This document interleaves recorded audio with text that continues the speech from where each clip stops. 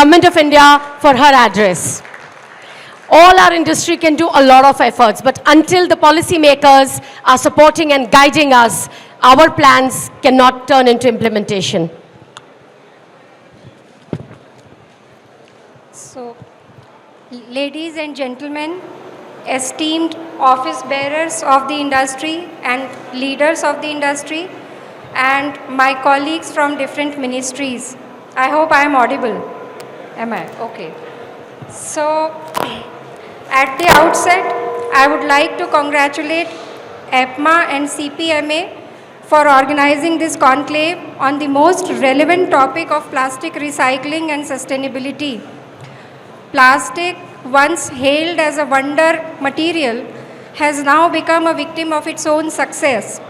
Its durability and versatility have led to its omnipresence in our daily lives. However, these very qualities have also contributed to a mounting global environmental crisis.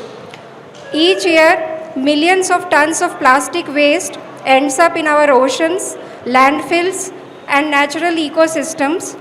It is estimated that by 2050, there could be more plastic in the ocean than fish by weight.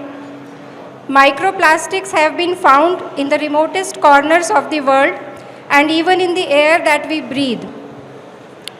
But let's admit that despite this, we can't do away with plastics. Plastic industry is a major contributor to the economy. Plastic value chains generate hundreds of billions of dollars in revenue and employ millions of people globally. Plastic is used in almost everything that we see around us. As a consequence of this extensive use, about 380 million tons of plastic waste is generated annually all over the world. Out of this, only 38 million tons is recycled, which is about 10%. We are aware that no single entity can solve the plastic crisis alone. As Arvind Mehta ji said, it requires concerted efforts and collaboration across industries, government, research institutions, and civil society. It starts with educating our communities, to creating sound waste collection mechanisms, to establishing the recycling infrastructure, having an active R&D effort to find efficient solutions, and finally ends at creating a regulatory system which is strong enough to push people to pursue all the above activities seriously. Recognizing the severe impact of plastic pollution, the government has implemented stringent regulations to manage plastic use. The plastic waste management rules introduced in 2016 mandate extended producer responsibility, enforce stricter recycling targets, and ban specific single-use plastics. These regulations have been amended several times as per the need and also as per the growing understanding of the subject. DCPC, making its own efforts, is actively supporting the industry in implementation of these rules. CPET is in the process of establishing plastic waste management centers at Ahmedabad, Bhagalpur, Bengaluru, and Varanasi. The Bengaluru Center will also have an e-waste recycling unit in its premises for the demonstration purpose. CPET is also carrying out research to develop compostable and biodegradable plastic materials. Our centers of excellence could also take up research in this area if requested by the industry or if industry comes forward to collaborate with them. DCPC is also planning a workshop with the industry, especially the smaller units, to understand better as to how we could collaborate and assist them in this endeavor. The industry has a critical role to play in plastic management, and the audience sitting here knows this very well.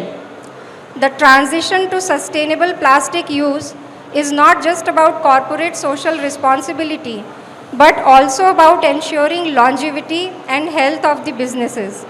Looking at customer choices and growing regulatory pressures worldwide, embracing plastic sustainability is a strategic move that can enhance brand reputation, foster customer loyalty, and drive innovation. So, how could the industry enhance and integrate recycling and sustainability in their processes? One step would be to make right packaging choices based on the product design. Another step could be to simplify the packaging itself. Recyclability of material is compromised if the packaging is complex and uses multiple materials. So all these things need to be considered while deciding on packaging material. It becomes difficult to separate multiple layers and use the material. The industry may invest in developing simplified, efficient recycling processes and the technology to expand the range of recyclable plastics and alternative materials. The industry may also actively adopt and promote circular economy initiatives.